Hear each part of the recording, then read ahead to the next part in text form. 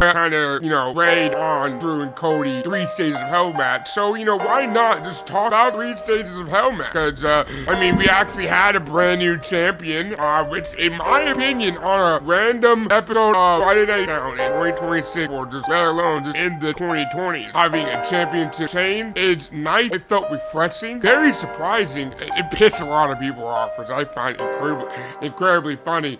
Why it pissed a lot of people off? Because, they did it in Germany, being a taped episode for the American, but besides the point. But yeah, it was a good go-home show, for, international crowd and the overseas crowd and all the people that wanted Drew to win a belt ever since he won it back during the COVID time. The only difference is, yeah, Drew had the belt 2 times, but they were, again, doing the COVID era. So everyone's story for Drew was like, oh, well, Drew held the belt, but can he do it doing non-COVID? Can he do it when they're back in action, back in, in front of the audience? Of course, if they scripted, but, besides the point, I still think it was a really entertaining and excellent, fun, exciting 3 Stages of Hell match. I do think, personally, going into the 3 Stages of Hell, I think the stipulations that they give us was a bit, in my opinion, boring. I didn't really want to see a 3 Stages of Hell, let alone a rivalry match between Drew and Cody that has been going on almost as the same length amount of time as Damien House Black. I really didn't want to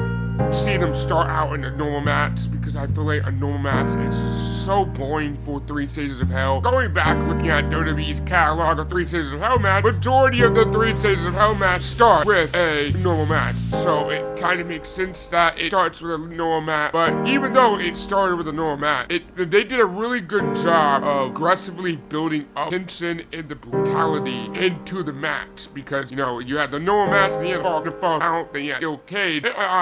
Most of the match plates doing the falls count anywhere, but even though most of the match took place doing the falls count anywhere, they went above and beyond. They went all over the arena. They went backstage. They brutally beat the crap out of each other. It was a good time all around, if you ask. But overall, it was an excellent match.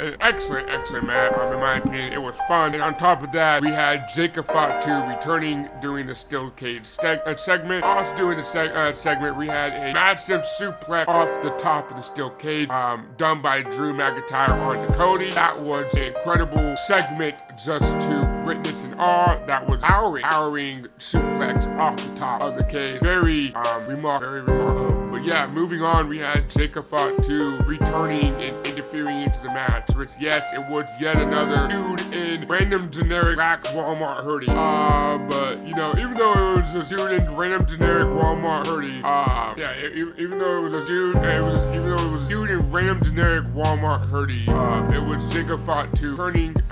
Not gonna lie, I was kind of expecting Obafemi to get involved and interfere into the match, but, it was Jacob Fatu instead, because, we had Jacob Fatu getting knocked out leading into the Drew and Cody. So, when Jacob Fatu interfered into the match, he didn't know who attacked him, so he attacked while he was attacking both of the competitors. When turned his attention towards Cody and started attacking Cody, that gave Drew McIntyre the leeway and the lenient conveniency of climbing out of the cage with a very sleazy win, and he picked up the victory, and he picked up the W, and he grabbed the Undisputed WWE Championship, which, making Drew McIntyre your undisputed champion for the foreseeable future. And then he left a puzzling, confused Jacob Fatu in the ring. Jacob Fatu looks like he was kind of upset. He's like, oh no, I did a bad thing. But yeah, the reason why I thought it was going to be Obafemi interfering instead. Now sponsored by Nitro Eats. What I mean by Nitro Eats, back to food, but Nitro Eats is a lot more funner than Factory Eats pre-prep meal that is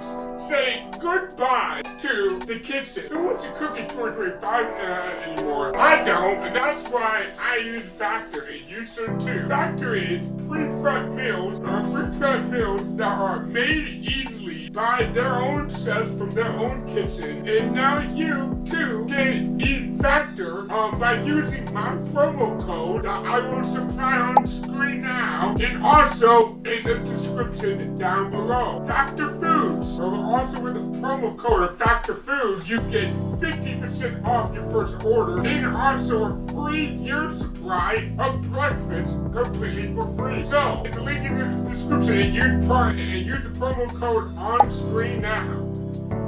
Factor Foods. Instead of Psychopath 2, just because the fact that he vacated the title, left in the ring, and not only that, he also had a match with Cody back at Saturday night's main event doing John Cena's final match. And Drew feud between Oba and Cody. So I thought Oba was going to get his lick back on Drew by interfering in the Drew match and screwing Drew over. But I guess maybe Oba could be Drew.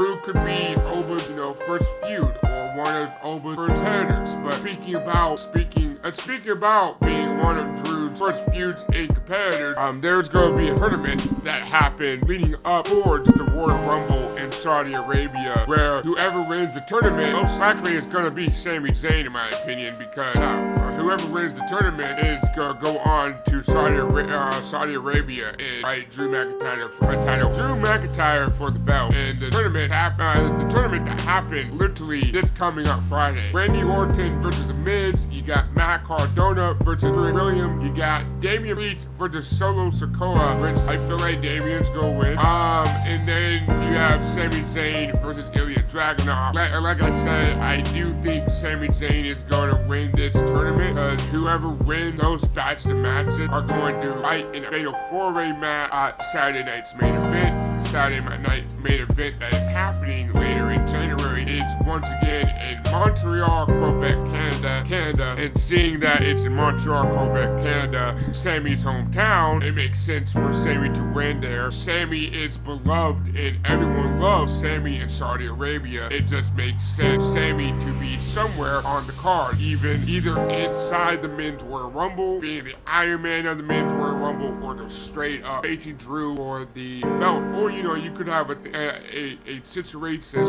standpoint where he wins the tournament, he faces Drew for the belt, he loses against Drew, and then later that night, Sammy inserts himself into the Royal Rumble. So I don't think Sammy is that type of guy for seconds, but at the same time, he did deliver a very heartfelt and compelling narrative story of how he really wants to win the Undisputed WWE Championship. So, who knows? Yeah, I'm really excited for the Drew McIntyre reign. It was interesting seeing Drew won. I definitely ate my words, but hey, there's no shame eating your word, in my opinion. It's nice to see a brand new champion on a random episode of Friday Night SmackDown, because for the past 4 years at least, WWE kind of wrote themselves into a writer's block of only changing the big title at WrestleMania or SummerSlam, and that's about it.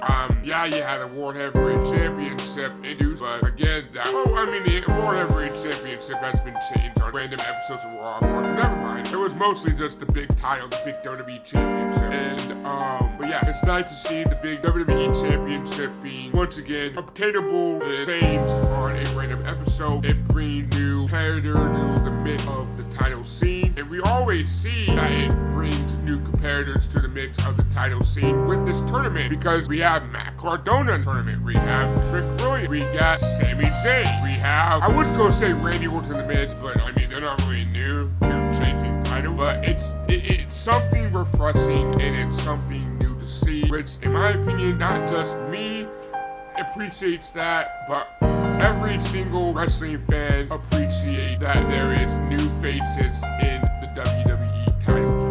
And heck, that leaves where do we go with Cody? Does Cody win the Elimination Chamber? Does he win the Royal Rumble? Does he challenge for the belt at Mania? Does he win it back for Mania? Does he challenge Drew? What happens with Roman? Does Roman still even go after the title? Does it make it Roman versus Drew versus Cody at Mania? Who knows? But yeah, it's very intriguing title picture for the main WWE Championship for the foreseeable world. Now in Mania season, we're locked and loaded, and and I'm all in, and I'm excited.